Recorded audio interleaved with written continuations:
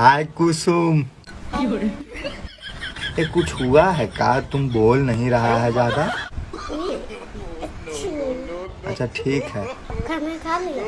हाँ हम तो खाना खा लिया, तुम खाया? अभी नहीं खाया। तुम नहीं खाया, लग रहा है कि मेरा इंतजार कर रहा है तुम, कि तुम हम जब आएगा तो साथ में तुम खाएगा है? मेरा पति आएगा तब हम खाएंगे खाना। हम सोच रहे थे कि हमारे घर में कितना प्यार है तुमसे, हमको लगता था कि तुम भी हमसे उतना ही प्यार करते।